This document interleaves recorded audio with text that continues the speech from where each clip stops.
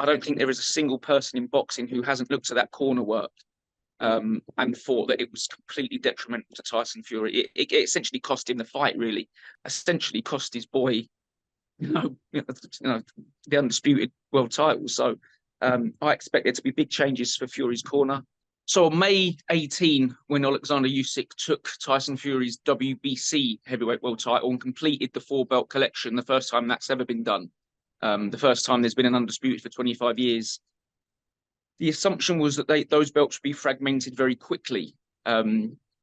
Sadly, the sanctioning bodies aren't particularly happy, and they don't really get the benefits of their belt being sort of shared and being equal to the others. They like having their clear standout number one guy. If you look back at the relationship Tyson Fury has had with the WBC during his reign, they've been very happy that he's been their guy. They've been very happy that he wears their green and gold belts. They've been very happy to sell his personal merchandise on their website. So undisputed, as much as fans love it, for a sanctioning body, it isn't quite what you want. And although they are, listed as charity bodies, they charge large sanctioning fees.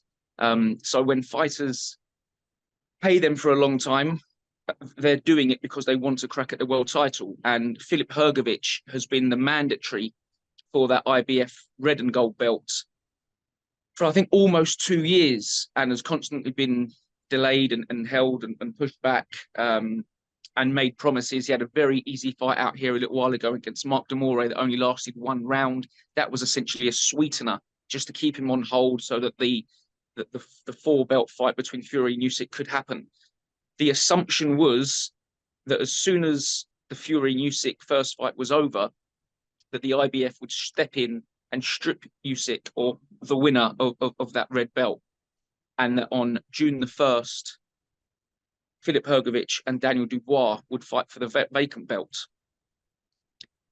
Strangely, the Middle Eastern Professional Boxing Board, who officiated Fury Usyk, not the British Boxing Board of Control, they gave Usyk a medical suspension that ended on June the 2nd, which is relatively short. Usually, if you are involved in a British or an American fight, you might get a month, or sometimes even longer, depending on the injuries that you've suffered. Usyk's was sort of just over 2 weeks.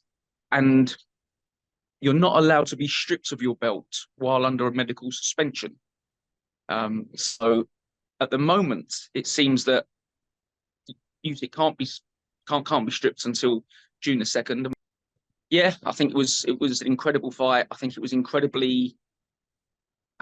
I don't think the scoring was incredibly close, but there were definitely the rounds between 4 and 7 where Fury was landing uppercuts incredibly well. From what I understand, despite that smash nose in the 8th and the battering he took in the 9th, I think Usyk might have come out with the more serious damage, shall we say. I think he had a tooth implant impacted up into his gum. And even if you look at the photos, he's gone around and he's visited some schools back in Ukraine. He's done a lot of wonderful charity work already and gone back to see everyone that's in that sad country at the minute. And he's marked up. So I think the delay is great. I'm sure he'll be happy for it. And the reason that I thought what he did in the 9th round to not go down, to be punched from pillar to post, he's earned £300 million from boxing. He's had all the belts. He doesn't need to do this. I appreciate the Wilder rising in that 12th round of the first fight probably looks more sensational, and even the latter ones, because we know about Wilder's power, was so incredible. But he was on the up again. Then he was trying to re-emerge and re-establish himself. And he had a lot to prove. He didn't have anything to prove with that Usyk one. That's why I found it so incredible. Listen, for me, and again, because we was lucky enough to be ringside for the fight, we had no idea of what was going on in the corner. And that happens very, very often. The more, if you're ringside, unless you're sat really close to a corner, we can't get it into our fight reports because we just don't know what's going on. But I don't think there is a single person in boxing who hasn't looked at that corner work and thought that it was completely detrimental to Tyson Fury. It essentially cost him the fight, really. even Frank Warren is his promoter. He would very rarely ever say anything critical of Team Fury, but he's come out and said that to us and to everybody else that has to change for the rematch. Usually boxing, because everyone's so fragmented and there's so many allegiances, that usually there's a divide and there's always arguments. But I think everyone knows that John Fury being in Tyson's corner, telling him to just jab and move and essentially run away and punch lightly for the last 2 rounds, essentially cost his boy, the undisputed world title. So I expect there to be big changes for Fury's corner. Listen, going into that fight, I thought all along Fury would make it a boring fight, use his size and maybe edge Usyk, or I fancied the draw, but I thought Usyk was incredible. But again, if Tyson's learnt enough and he's single-minded enough, I certainly wouldn't rule him out. I still think that Usyk is.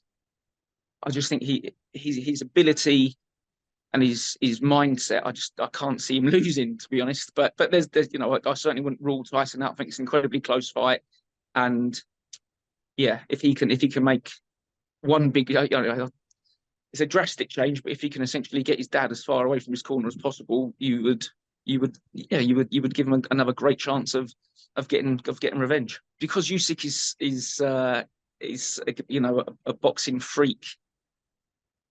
I don't think he's doing it. Listen, the money's nice. I'm not one of them who sort of pretends he doesn't do it for free. And he's got a great team around him that go into bat and get him paid very, very well. All he's ever wanted to be is undisputed heavyweight world champion. He did it at cruiserweight. He won Olympic gold. I think he could have happily walked away from the sport, no problem at all, and vanished and gone and helped Ukraine. Maybe having completed it, if he loses the rematch, that doesn't mean he wasn't the undisputed heavyweight champion of the world. A guy who was a cruiserweight, 14 stone 4 cruiserweight champion, went up and beat a 19, 20 stone geezer who's 6 inches taller. So yeah, you would argue that maybe Usyk feels he's completed the sport now. Maybe his desire won't be as big. He spoke so incredibly about his dad, fulfilling his dad's prophecy and his dad's dreams and his own dreams. So you could make a case that Fury has it all to prove, Fury has it all to do, and now Usyk is on the beach. But just in the few interviews that I've had in the few years, he's such a bizarre, intriguing man that I would never ever. I just don't think it's in his mind to lose. I just think he'll find a way, in the way that he did in the 8th round when he completely changed the fight. Even going into the original, I felt that if he was 11 rounds down, he would do something and land a knockout in the 12th. And I feel again, I just can't see him walking away from this sport having suffered a defeat. I just think he's superhuman.